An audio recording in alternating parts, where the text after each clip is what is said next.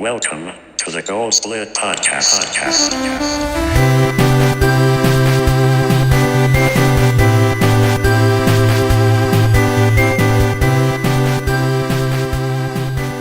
And welcome back to the Gold Split Podcast. My name is CCNeverender, and I'm here with my co-host, SquidBird. And today we have our special guest.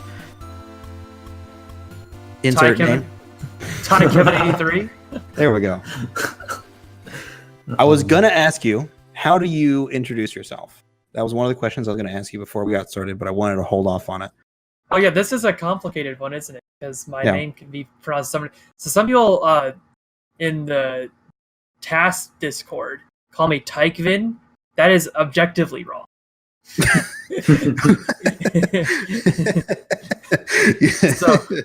Wow, that is actually way bad. It's not split at Tyke and then Vin. It's TI, but I usually just say Ty like titanium, and then Kevin83. Right, because I believe it's based off of TI-83, which is the calculator, right? Yes. Okay. But then where does Kevin come from? Okay, so that's good. Good question. Because my name is not Kevin. Yep. It's Travis. Yep. Kevin is the name of the person who owned the Pokemon Emerald card that my friend Brad had when we were growing up. So whenever I played Pokemon, I would be Kevin. Hence, I am now TiKevin83 from Pokemon speedrunning. Interesting. It is very interesting lore you have there. Yes. So now whenever you play Pokemon at all, you're always Kevin? Yes. Like casually, you always pick Kevin as your username? Yeah. And also, I wrote some TI-83 programs that were kind of innovative. And the alias I used was Kevin Johnson because it's the most generic name I could think of. So, yeah. The most generic one I could come up with was Christopher Brown. I figured a high schooler writing TI-83 programs on the internet probably should be using an alias. Yeah. Those are the early days, you know. You can't use your real name on the line. Nowadays, it's like, hey, here's like everything about my life. Here's what I had for lunch. Here's where I live. This is my room. This is all the stuff I own. It's like, oh, damn. Now we have a problem with too much sharing. Okay, well, so TiKev. I always call you TiKev, but TiKevin. What do you do? You are a prominent Yellow speedrunner and TASer, right? Prominent might be stretching it. Okay. Well, you're the only one that I know, so I have to tell you, you're the most famous Yellow TASer and speedrunner to me. So. I'll take that. So yes, so I moderate the Pokemon speedrunning Discord. Okay. That's part of what I do, and then I am the lead for a lot of the Gen 1 tassing. I wouldn't say I'm the TASer because they're all like collaborative projects. Lucky Typhlosion does a lot of the glitch routing, GIFX does a lot of the emulator fixing, and he also did Blue TAS himself. And Stringflow has done a lot of the work figuring out how to bot out different paths for manipulation of RNG. So it's a really collaborative effort, is what I'm saying. So I'm kind of more like heading that up and writing some of the end result, documenting tasks, things like that. That's what I've been doing lately. And I also have a lot of RTA work that I've done. I've been as high as 3rd on the Pokemon Yellow leaderboard for RTA glitch lists. And I have 6th right now in RTA glitch lists. Okay. And world record is by Gunner Maniac, right? Is it right now the 154.01? I think so. believe so. Yeah. Yeah.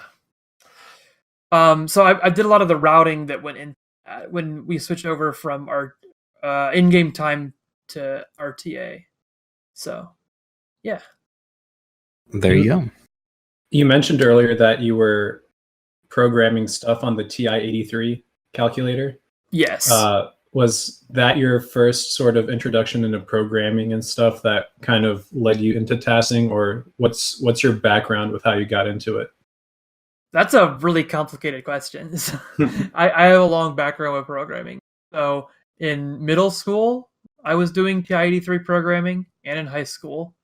And my sophomore year of high school, I did a Java research project with a local college, and it was published in a bioinformatics journal for work on some stuff with modeling genetics in Java.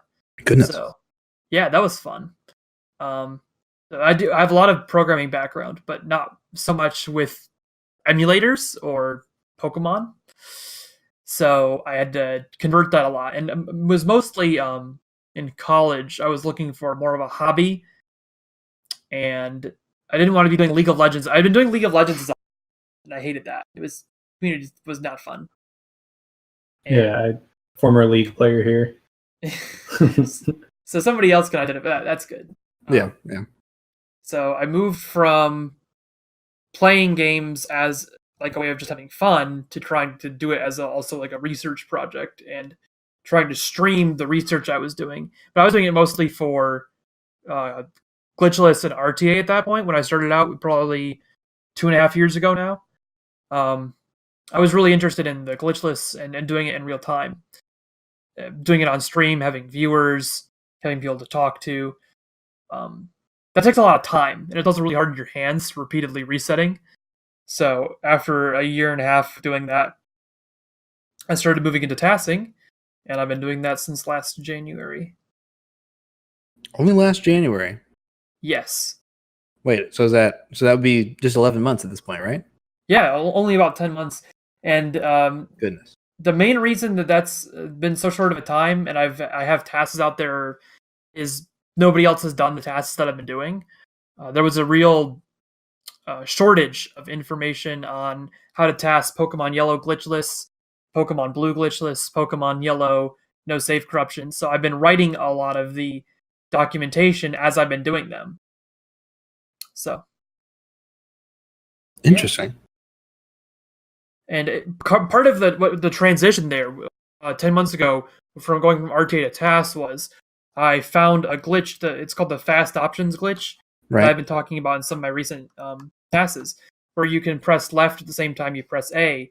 I have a really great clip of me finding that on YouTube, and I was dumbfounded. I stopped talking completely in the video for like 30 seconds before I even say like what is going on, because I'd never seen anything like that before. I'd never found a glitch that nobody knew about until then. So when I found I wanted to figure out why it happened. So I had to look at the code, and starting to do that got me back into the whole programmatic tasking aspect of playing Pokemon. As far as games that you could start with to learn that, I think Pokemon, the first gen, is like one of the better ones. Mainly because I think don't you guys know like everything there is to know about Pokemon at this point? Like in this phase, like you know all the code and stuff, right? Like you can dump that cartridge and you can know all the memory values. Yes. Well, the way I would explain it is we have a disassembly of both of the main Gen 1 games. The red, blue are the same apart from palettes, and then yellow. We have disassemblies of those games. What that means is we have English readable versions of most of the code. So we understand what it's all. And you have such a good blueprint or whatever you want to call it, like good structure or framework to work with, where I think that makes it a lot easier. Whereas like if you just went into the fray and picked a random game on speedrun.com and then try to maybe look at the memory values for that, you'd be just out of luck. You end up having to do it yourself basically, because you have to use things like a cheat engine of sorts or a memory viewer to figure out what the relevant memory values are and watch them. Right. Which is crazy. Yeah, so I'm not having to start from there. We've already done all that research. We know the memory values associated with different events, and we know what messing with them can do. But we still find little things like, so there was a second glitch now that I found independently just last week, tasking. We figured out that the first animation in Pokemon Yellow that happens when you catch a Pikachu with Oak, there's like a transition, a screen wipe effect when you go into a battle. And which one it picks depends on your Pokemon's level and the opposing Pokemon. level. But when Oak's catching a Pikachu, you don't have a Pokemon yet. Right. So it reads from invalid memory, like memory that doesn't exist yet. It's not been set up yet. And it happens to be the area of memory that you put your rival name in temporarily when you're setting it up. Oh, so you can use that to affect the type of transition you get there. Yes. So we So you actually can just save some amount of discovered frames. a second glitch now that I found last week, where if you write 5 characters and then delete them in the glitch list task, then you would save 10 frames overall, because you would lose two frames per input, and it would take 10 inputs, and then you'd save 30 frames back later. So you'd net 10 frames saved. Wow. That's wild. optimization. Yeah. Yeah. It's insane, right? Like Yeah. and we have to know so much more about the game. We have to have all the background to be able to find stuff like that. Do you think having this kind of like crazy level of optimization, do you think that helped you raise, get from essentially no tasking to having multiple tasks done and having improved upon tasks? Even just recently, I saw you had like a 10-second improvement on the yellow task, or a 6-second or something like that. Yeah, we had a 12-second improvement. Yeah. So I'm assuming that, I guess, one of the reasons why you would say that you could get to that point is because you have good programming knowledge and all the knowledge that we know about the game itself. Yeah, I think that's totally an accurate statement. That's crazy. Whenever Speaking of which, go ahead. whenever you find glitches, do you have an idea of what you're trying to find, or is it just something that you stumble upon? Both the things I've found are things that I've stumbled upon. Now, this is not entirely true for the other people in the task setup. So I mentioned people like Lucky Typhlosion, okay, and Gifex. Gifex found everything that he wanted to find in blue because he had a goal that he wanted to get the blue NSC time below 10 minutes in the RTA timing.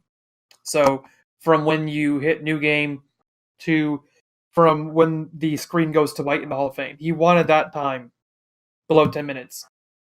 So he kept looking for things and looking for things and looking for things until he got it that low. He just didn't stop. And then he published it when he got it that low. So that kind of shows how it's not so much that we found everything, it's that we've looked at it to the extent that we wanted to get certain times. And we haven't found anything more yet, but maybe that's also because we haven't been looking further. Yeah, I guess that's usually the way glitches work, is that either what I always find interesting is, like, I remember every once in a while I'll go into a stream and I'll talk to the guy, the streamer, the runner, and I'll just be like, so what are some of the theoretical time saves that we have? It's like, oh yeah, if we could find a way to glitch into this thing sooner, or find a way to do this here, then we would be able to do this. And I always thought it's very interesting how people just assume that there are glitches like that, because it's entirely possible the game is coded in such a way that you will never be able to do that kind of thing.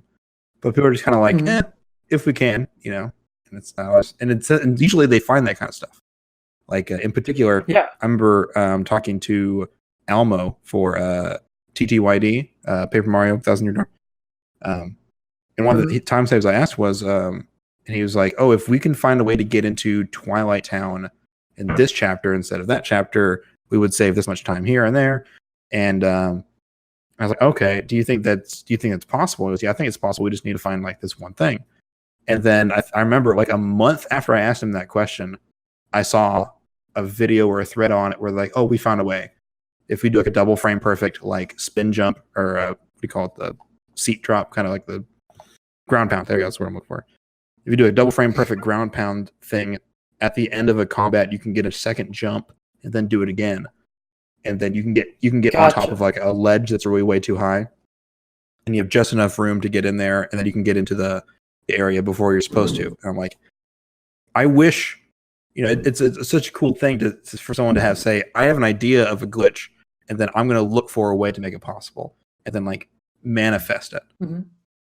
Which is kind of like what you're doing. Yeah, and we're doing that same thing.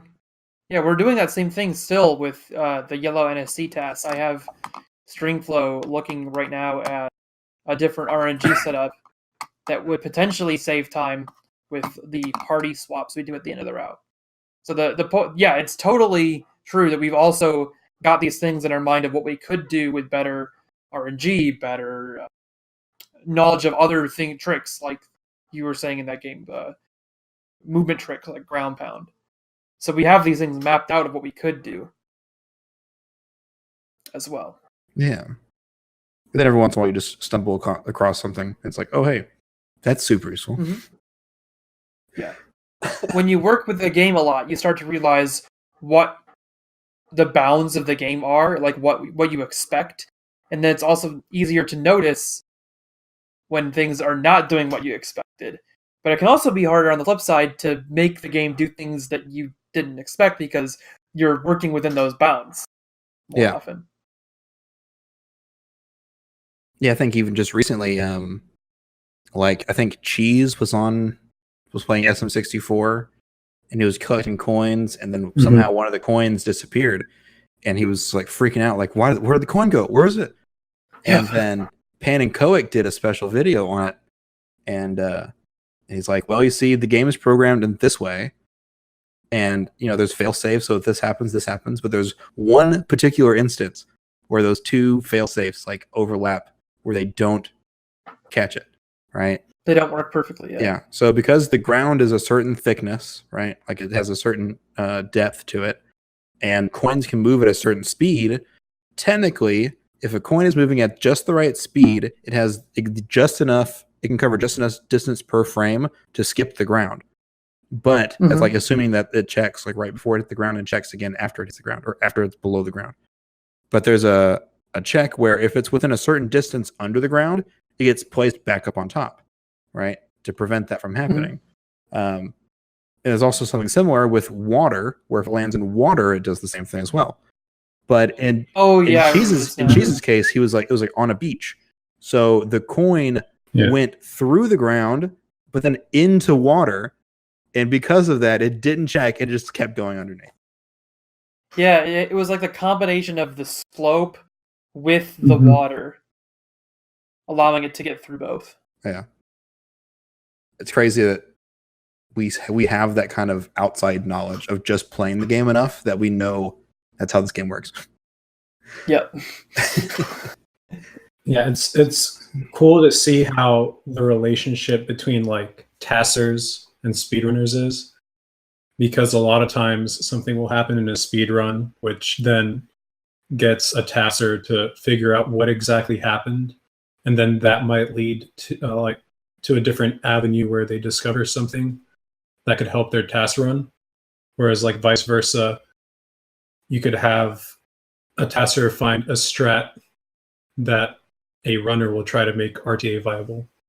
And I think that relation is really cool. How often do the TASers influence the RTA runs in Pokemon? Are you just asking in general? I don't think it's that often. It's kind of been split, and also the TAS strats that happen in Pokemon are often very much things that you cannot do in RTA. I'll do, for example, my Yellow glitchless run. We don't use X accuracy because we have no need to make our accuracy perfect, because we can choose whether or not we hit any given move. And then we also can choose when we want to crit a move and we want to not critical hit a move. So is that just like the frame that you select the move on is like the frame that determines? Basically, it's more complicated than that, but at a very basic level, you could say yes, the number of frames since the console's been on will change that. Right. That's the kind of crazy stuff that you can't have any sort of RTA set up for.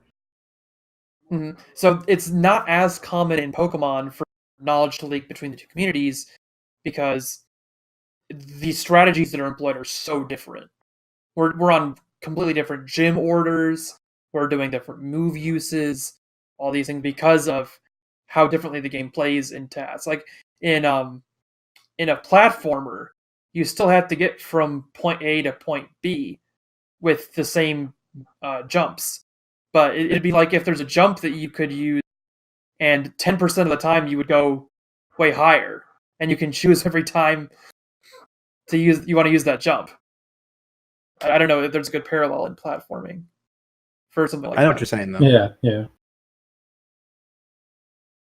I'm trying to think. When was the last time that an RTA Pokemon runner influenced a task? Like, and I guess in a sense, did they find anything? I guess because you said you found the fast options things, right? Yeah. Okay. So that was a thing that I was found during RTA speedruns. TAS. Yeah.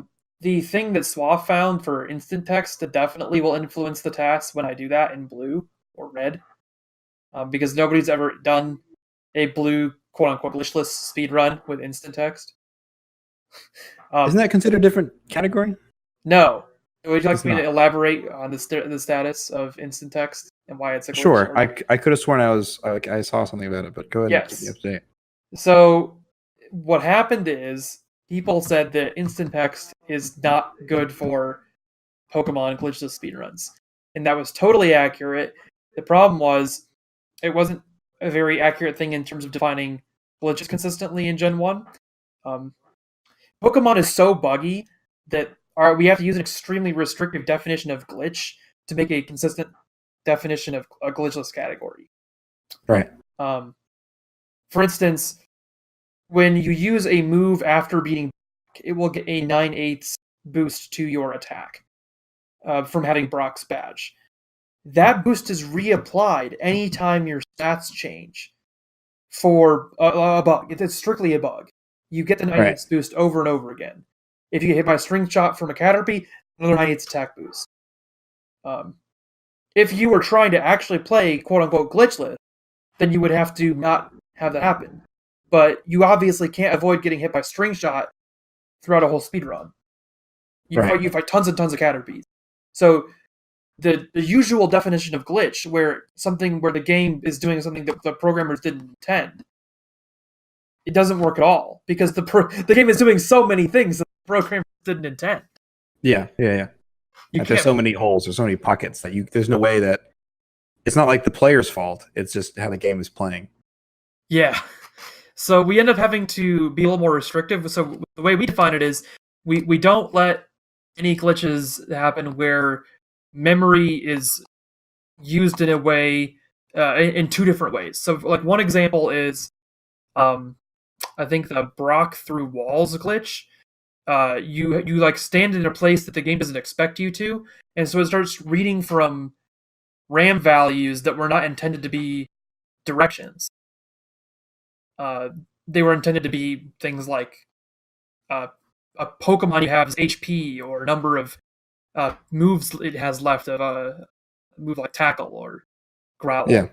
All this other data. So that if a piece of data is defined to be used in two different ways, and you can't use it in both the ways to cause a bug. Right. Instant text is not that.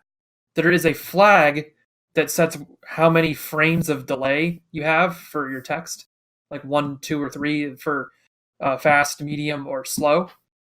And normally, it can only ever be 1, 2, or 3. But in some, it has to turn it to 0 so it can display the mark perfectly, and then set it to 1s to scroll some text from the character. Where's it going with this? So when you leave the mart, it goes back from the 0 frame setting to the 1 setting. This is all just using one piece of memory, and it's never used for anything other than the text speed. And the programmers simply in the bike shop forgot to write the code to change it back from 0 to 1 when you leave the mart and there's normal text again. Right. So you're not manipulating it in two ways. It's just you set it to 0, and then the game forgets to unset it, and then you just keep it. Right. So you're not you've not then created an entry point to do anything you want with the game. Right. You only have access to the 0, and the programmer clearly intended to do that because every other point in the game, you don't it's like copy paste section of code basically. You go into Mart, you leave it, it sets a thing from 0 to 1. So the fact that it's not there is maybe it's a bug, but Yeah. we can't use it in our glitchless definition because it doesn't fit everything else. Now, the practical upshot of all that is that we did another vote. So we did one vote and we got rid of instant text and glitchless because it was really, really bad for the game. It was too hard to finish runs. People weren't having fun playing the game with instant text. Then we switched from RTA or in-game timing and speed runs for Pokemon to RTA timing. And the practical effect that had was people were finishing runs again. It's really easy to finish RTA runs because you can use manipulated iterans. And you can save and restart all the time. So people were finishing so many runs now, well, maybe instant text isn't a big problem. And then we looked at it from this programmatic standpoint of it's not really a glitch the way that we have banned other glitches. So we shouldn't ban it. And we voted and decided not to ban it anymore. Yeah, that's good. So I think the rules are in a better state because it's a very consistent definition of glitching. That's good. I always hated the definitions of glitchless stuff. It's very it's very rules intensive. So you have to care a lot about the rules of the game and not just playing. So it's kind of esoteric and boring. Yeah. We recently had a spat over in so I occasionally do Stardew Valley speedruns. Okay. And so they have multiple categories, and one of the things that I don't like about Stardew Valley runs is that the most popular category is just regular 80% or it's called glitches. There's glitches and glitchless.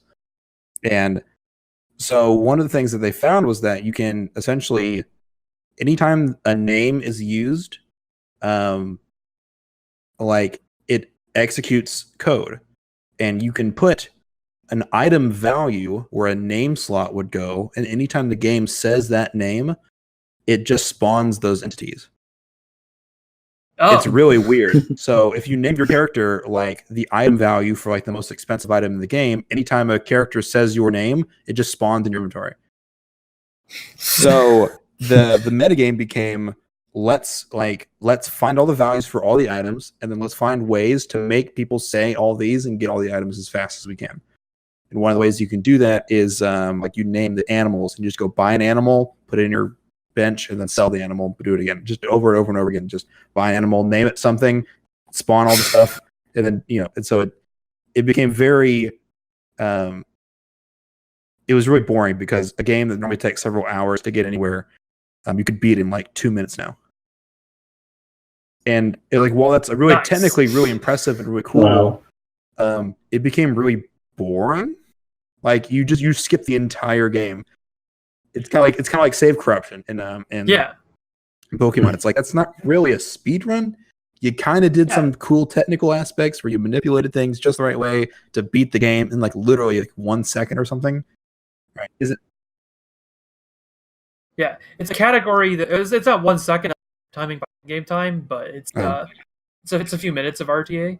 But yeah, it's I get your point. It's a category that's so broken that it defeats the purpose of anybody who was originally speedrunning before.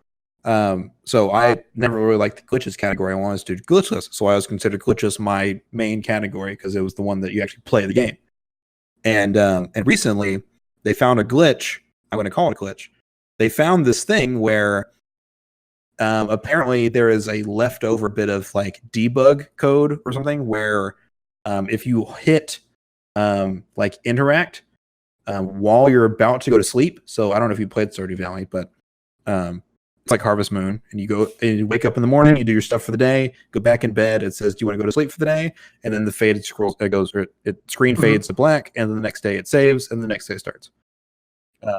And so if you hit interact, like right when the screen goes dark, and you hold it, like you hear like a text box kind of sound come up and then go through, and then the next day loads without it saving, which is a little bit faster. And it's called I can't remember if it's save skip or sleep skip. It's one of those. And so they're like, well, we looked at the code because apparently it's like not really protected. It's like XML or something. They can like pull up and read the exact code of the game. Kind of like with Pokemon, they actually know all the code and stuff. They can see it, and they look at it and like, oh, well, there's this leftover line of code where it's like this is still in the game. So because it's in the game, we're gonna say it's not a glitch because we don't know if it's intended or not. And that always made me frustrated because it's like, well, just because it's in the game doesn't make it, a glitch or not a glitch. You can say that with anything. An Ocarina of Time is wrong warping, not a glitch. Well, you didn't, it's still in the game. You didn't inject your own code. You're just, is that a glitch or not? And they're like, no, that's not the same thing. We think it's an intentional thing. Like, do you really think it's intentional for you to not save? That's the only way the game saves is for you to go to sleep. You think the game is not supposed to save? Like, that's not an intentional thing. That's not a mechanic that's ever taught to you or anything like that. And I always hated that fact because we would look at it and we would have this big argument, and they're like, no. We look at the code. Because we look at the code, it looks like it's intentional, so we're going to call it glitchless.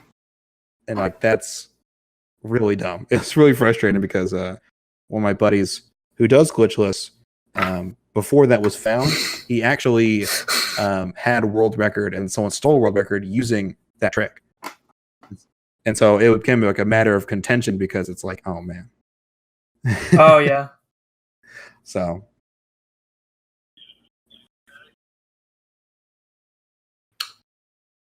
Yeah, like categories that are defined as a glitched or glitchless, it's always like really difficult to make the rules for that, as y'all said. And like in Mario, like obviously there's tons of glitches in the game. And what I like about it is that they just divide it up into like you have 1 star, 0 star, then 16 star, 70 star, and 120 star.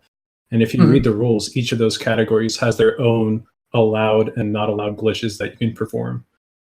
And it makes it less like aggravating, whenever like a new glitch or something would pop up. And because like I'm just thinking about your friend that had world record stolen by that, and that not being classified as a glitch.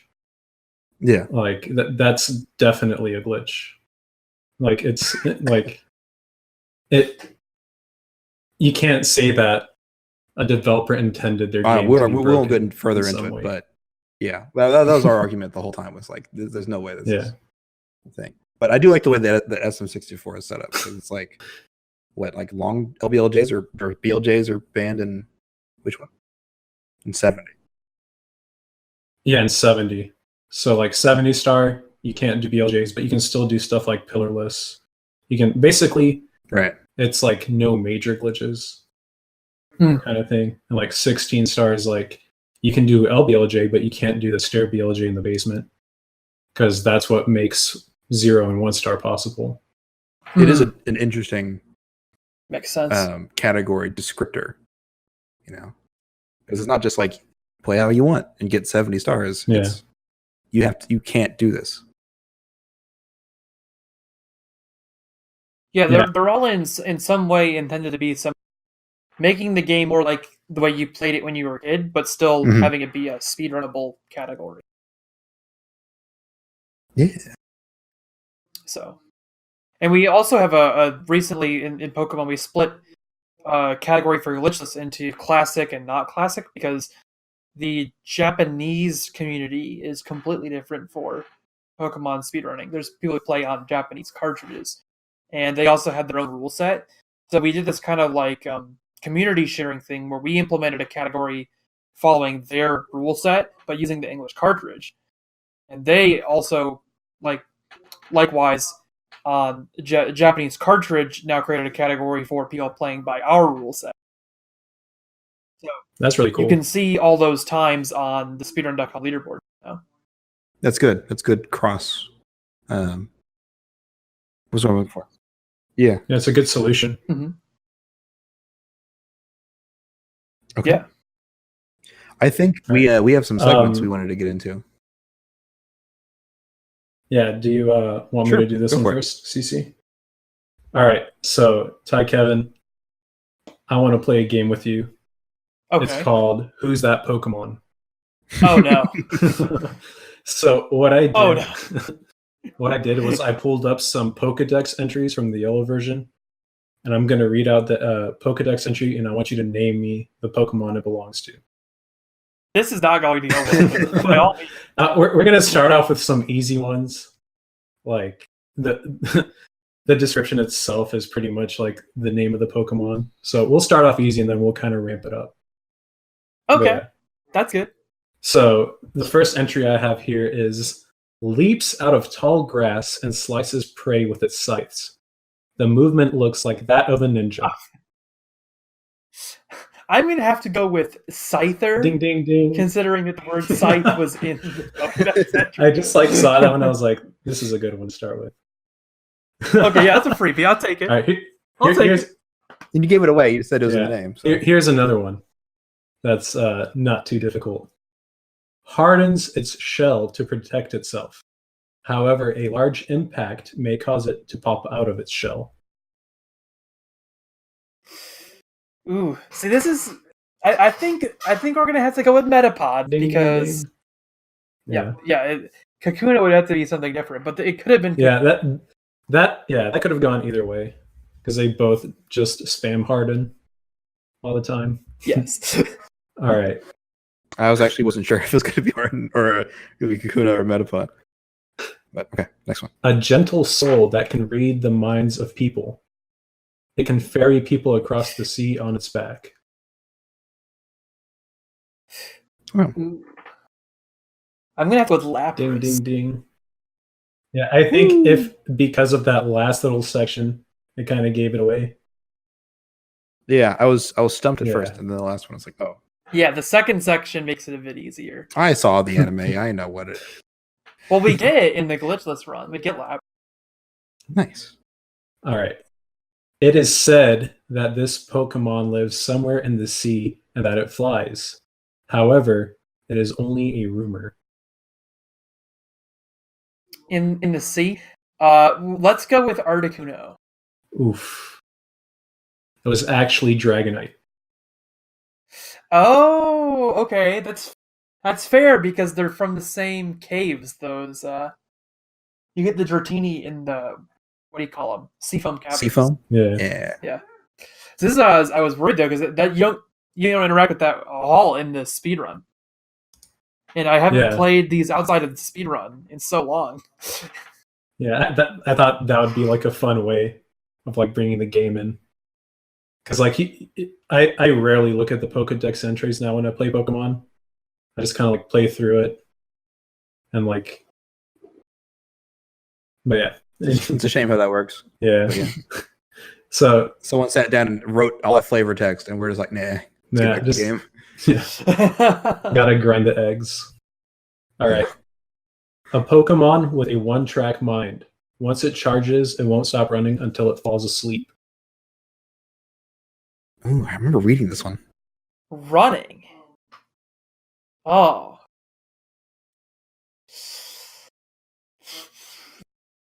I very distinctly remember reading this flavor text at some point in my life. I'm gonna go with Rattata. It is Rhyhorn. Okay. I was thinking right on, yeah. I don't know. It was, yeah. It's good. Commonly found near mountain trails. If you step on one by accident, it gets angry. Pretty sure. Oh, I know I this one. think that one's Geodude. Mm. Ding, ding, ding. Yeah. Yeah, there we go. That one, I think it feels reminiscent of how Snap works, where you have to like hit Geodudes to make them spawn off the mountain. Yeah. They're just holding on. You had to hit him with a pester in there. Yeah. All right, we got about 4 more here. Oh, okay. Not done yet. A Pokemon that can memorize anything. It never forgets what it learns. That's why this Pokemon is smart. SMRT. Just like This one's smart. Okay. So I don't think it's Alakazam, Because Alakazam says something about its IQ. Is it Kadabra? It's actually Alakazam. So the one that you're thinking about, it is Alakazam, but it's in red and blue. Oh. So in red and blue, it says its brain can outperform a supercomputer. Its intelligence quotient is set to be 5,000.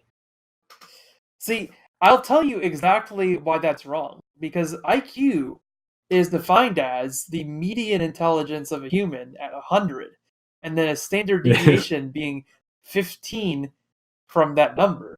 So what that would be saying is it would be like, what, 4,909 or 4,900, like some absurd number of standard deviations away from the median, right? Yeah. It's completely incomprehensible. I never understood how that works. But yeah, that seems like it's a stupidly high number. Like, there's no possible way. Well, it sounds like they're just saying that he's pretty smart, right? But like, 190 is like impossible. Yeah, he's 5,000. Well, he's smarter than a supercomputer, apparently. So apparently, it's slim and long limbs end in broad flippers. They are used for swimming gracefully in lakes. Flippers. What about seal? Gold duck, actually. Oh. Okay. Oh, this is pretty cool. So the red and blue one for gold duck says, often seen swimming elegantly by lake shores. It is often mistaken for the Japanese monster Kappa. Kappa. Oh, yeah. Yeah, I've seen pictures of that thing before. It's pretty freaky. All right, Interesting. a few more here. Although I'm sure if I Google it, I'm just going to get the Twitch emote. Yeah. All right. So by licking, it saps the victim's life. It causes shaking that won't stop until the victim's demise. What? Yeah, that's cruel. Well, it's talking about licking. It's got to be Lickitung, right?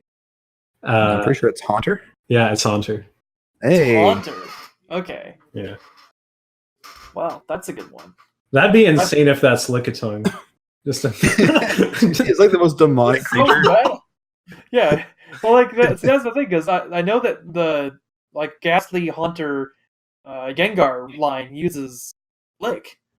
Yeah. But yeah, interesting. Indeed. All right, last one here.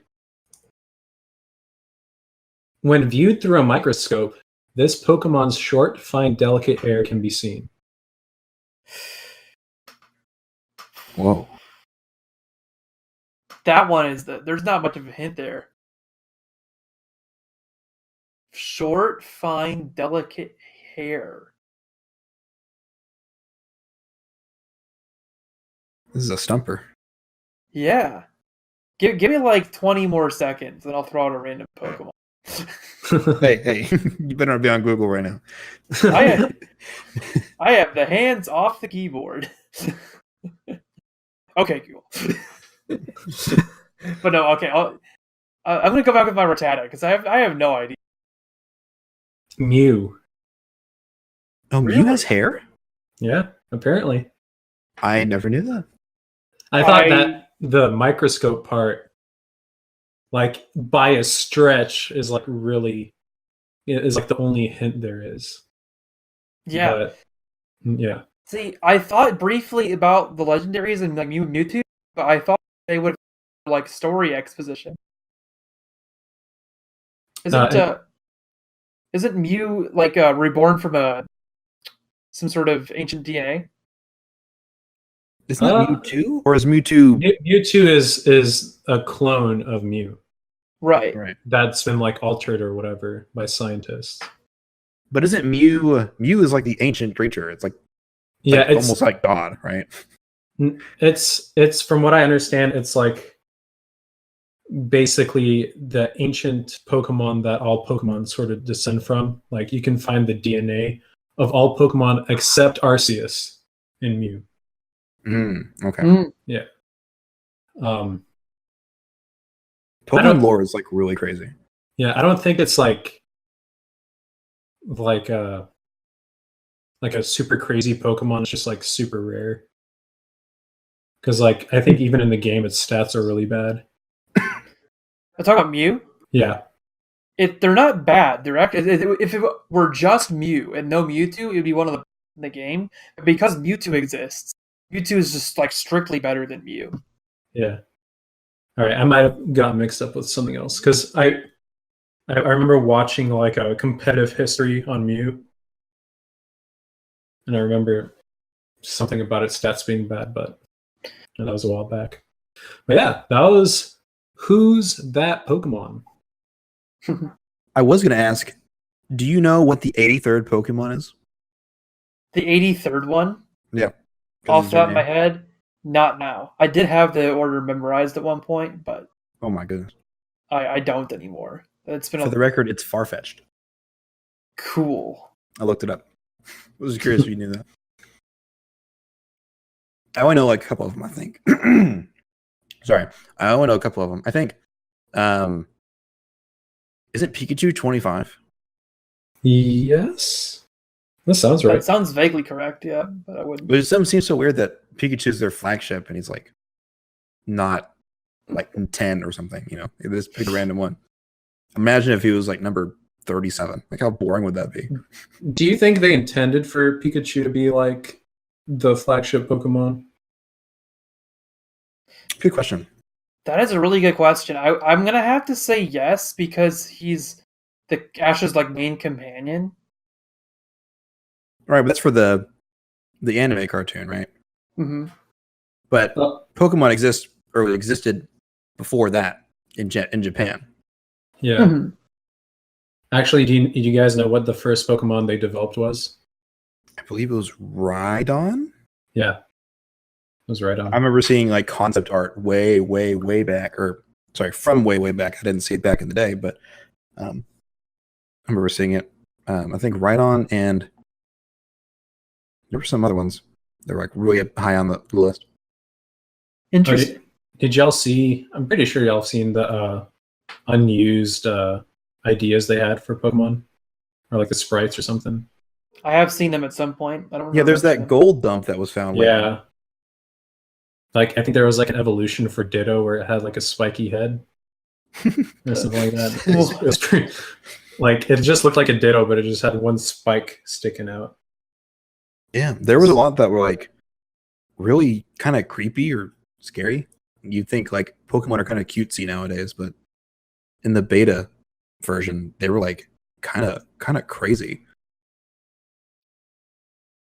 For sure. They went over some sort of some makeover to, I guess, to release to kids because it's more like a kid-oriented game. But Raichu was like had like horns, like it was like demonic or something. It was spikes and stuff. I think I remember hearing that it was like supposed to be a evolution of Raichu.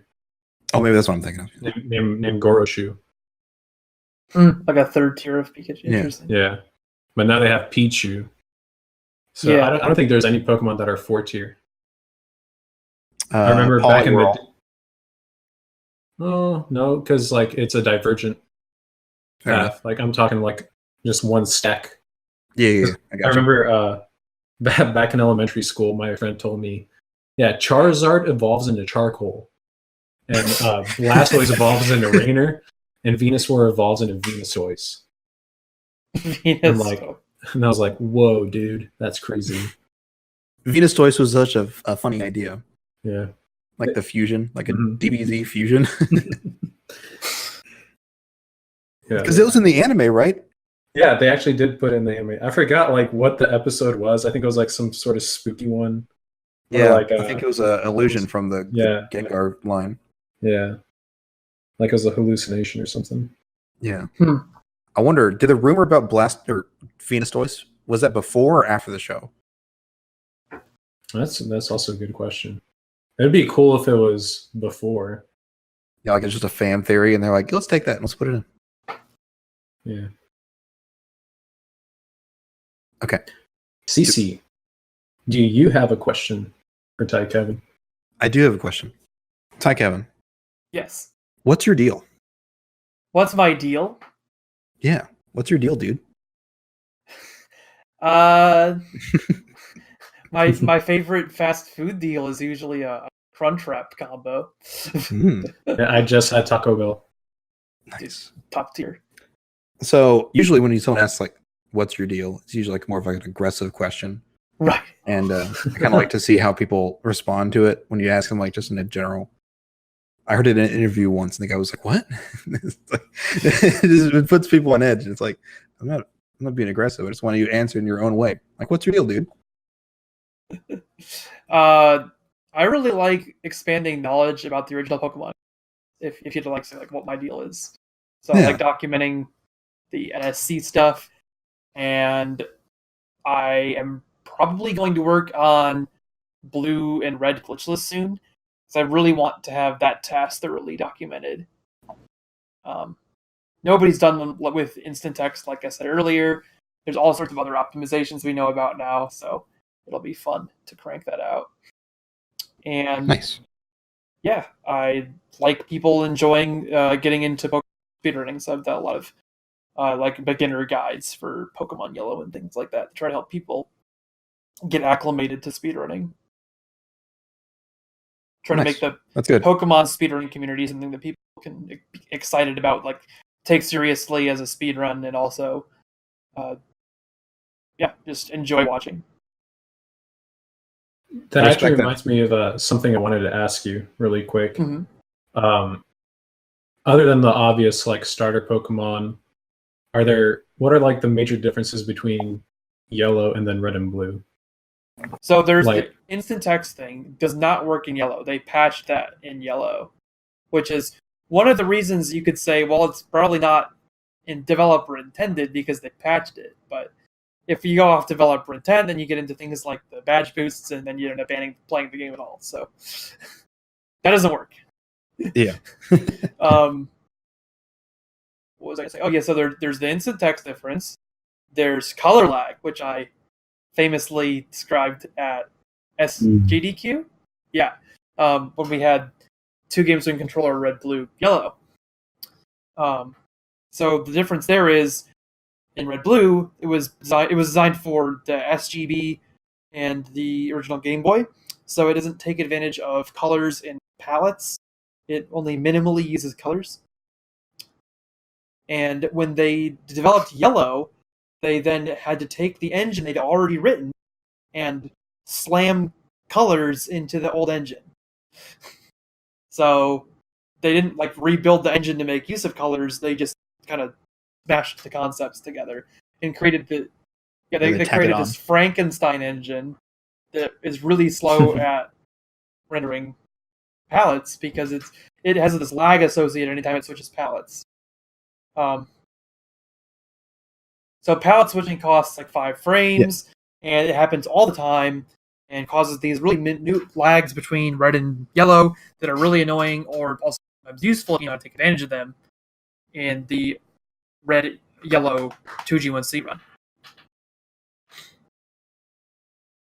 So those are cool. So instant text, there's that.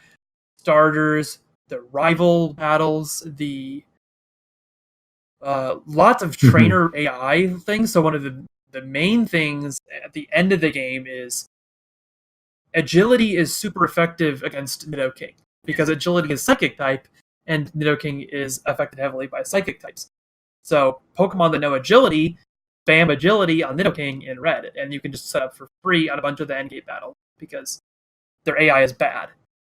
In Yellow, they fixed a bunch of the AI, and they gave fewer Pokemon agility at the beginning of battles.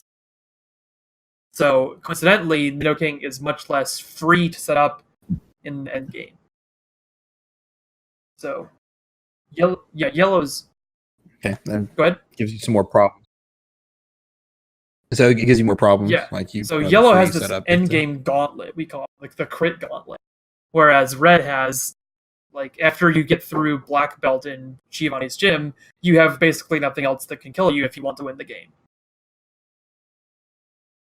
There's some like speed strategies to save like, very small amounts of time, but nothing that you can't play around.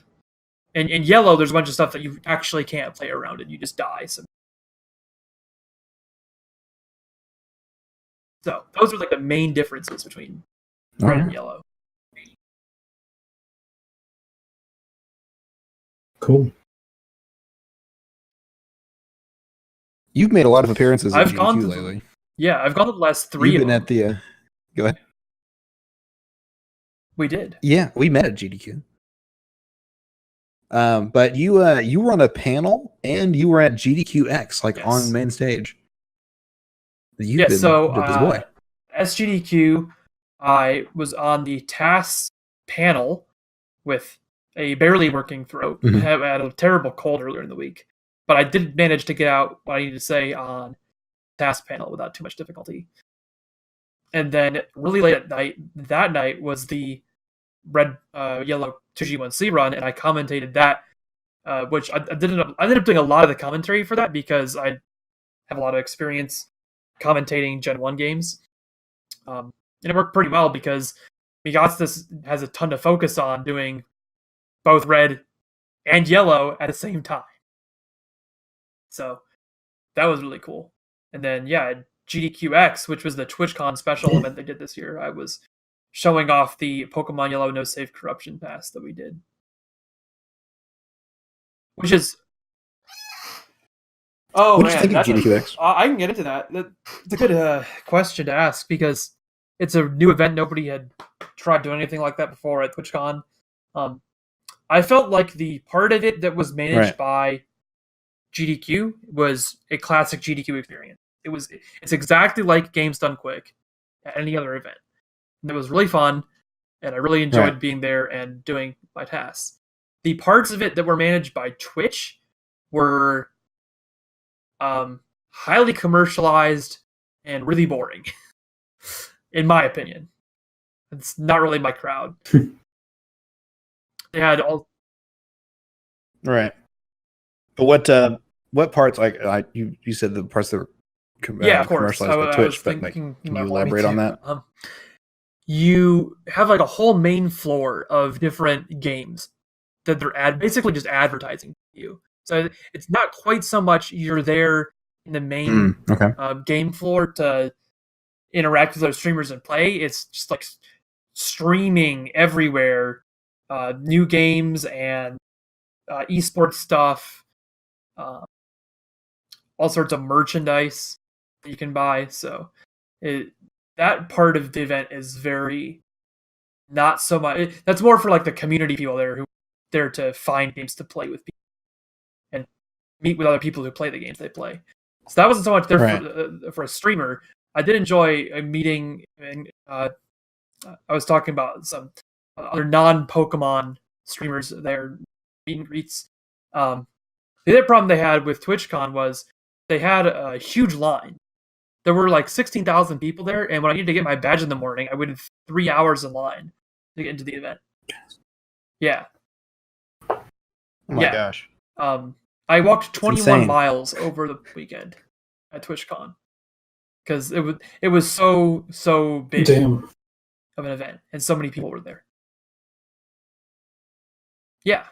So it's really not my kind of event in terms of TwitchCon because I like just to hang out with speedrunners who want to learn more about a specific old game and bond over that. But the larger TwitchCon community is very much about every different kind of gaming imaginable and tons of people, which is not necessarily my crowd.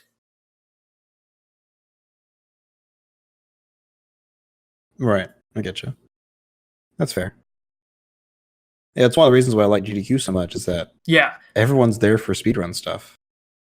You know, it's not just some broad gaming convention. Yeah, if you go to a GDQ, specifically speedrun you will stuff, find so people like, playing the game that you're most interested in and playing it at the highest tier of possible gameplay.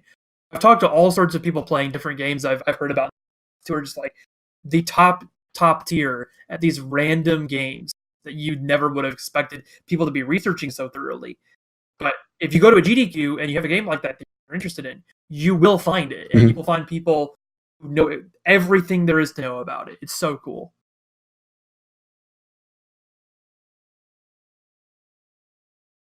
Indeed. I was going to ask you, I don't really know what kind of question I was going to go with this, but you're sort of over the Pokemon speedrunning Discord and sort of community. Where do you feel that the spin-off games We do have a lot of land like that? channels for spin-off games in our Discord, but some of the communities are large enough that they kind of need their own area for discussion, even larger than just a channel in our room. Snap is like this, from what I understand. Right. The Pokemon Mystery Dungeon community is very much their own thing, also. So, and I don't think this is a bad thing at all, because by managing their own subsection of the community, they can help make resources for the games that are more targeted to them, more relevant to them. I'm sure the gameplay for Pokemon Mystery Dungeon is nothing like what you do for the main series of Pokemon games. So, I think that's good to an extent. Now, the difficulty from what I see is that it also means that people aren't trying out the side games as much as they might otherwise, I think. Because, like, one example is we do have people talking about Hey You Pikachu in the PSR Discord. But it's not serious discussion, because nobody takes side games very seriously. Right. The PSR Discord, because most of them have their own communities that take it seriously.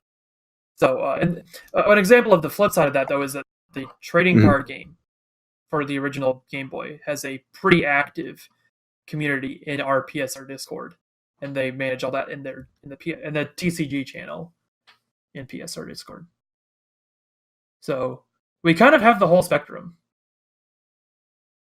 Okay. One of the things that, I guess what I was gonna ask was, like, sometimes it feels like because we're separated that we almost don't have that crossover, you know, because like Pokemon Snap, I don't think gets a lot of sort of crossover from the regular Pokemon speedrunning and vice versa. Which is sort of a downside of us being kind of splintered in that way. A large part of that too is because it's a shame. The Stadium and Stadium 2 communities don't talk quite so much in our Discord. And I think that's because most of the people in the PSR Discord have either a GameCube or a the DS capture setup, because they need those for the main series games. So the games that don't have capture setups for that, people don't as often have a way of playing them, and therefore you get less discussion, less new innovation, and of course less people flowing over to Snap with not having a console for it.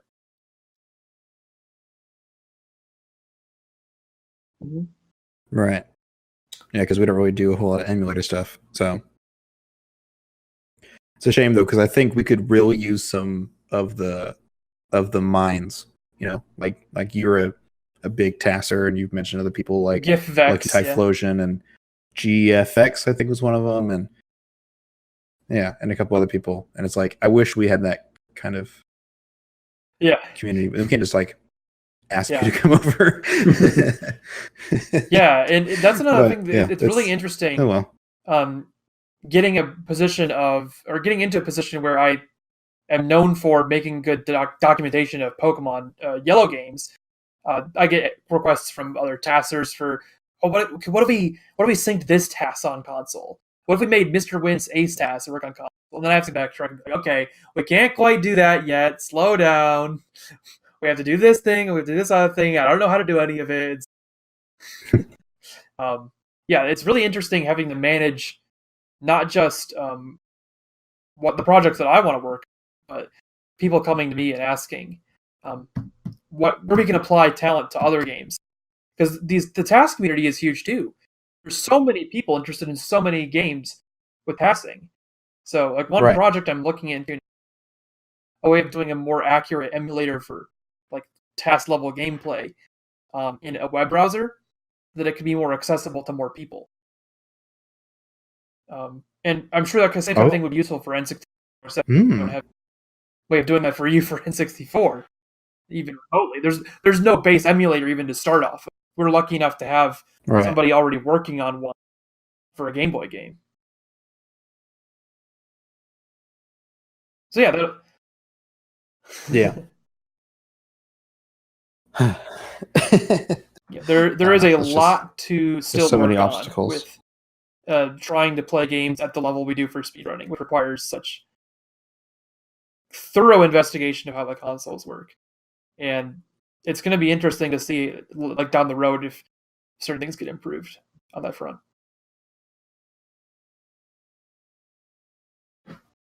Yeah.